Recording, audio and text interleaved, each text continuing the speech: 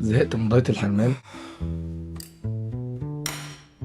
لو سنك بين 25 و 35 سنة ونفسك في جسم متناسق، سواء تخس أو تزيد بدون ما تبطل تاكل اللي بتحبه، يبقى الفيديو ده ليك. شوف، أنا عارف وصلت لسن ال 25 أو حتى ال 35 سنة، فالشغل زاد والمسؤوليات زادت ونظام الأكل بتاع زمان ما بقاش نافع، يا بتخس يا بتزيد بشكل مش عاجبك، والأهم عاداتك الغذائية متلخبطة. الحقيقة اللي محدش بيقولها إن علشان جسمك يتظبط أنت مش محتاج دايت جديد، انت محتاج لايف ستايل سمارت. مفيش داعي نلغي النشويات او السكر خالص، ده حرمان هينتهي بخروجه بايظه تخليك ترجع اسوأ من الاول.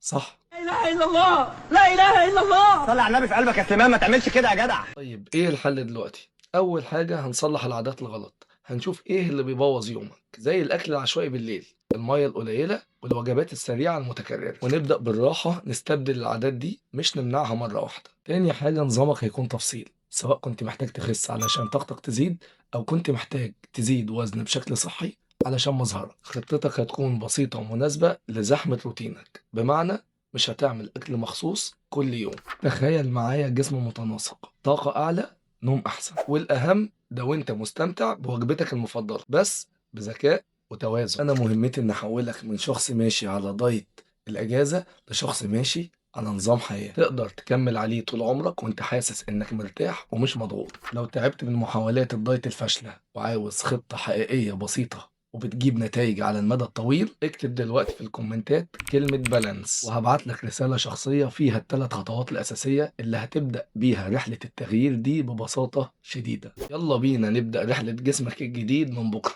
لا، من دلوقتي. سلام.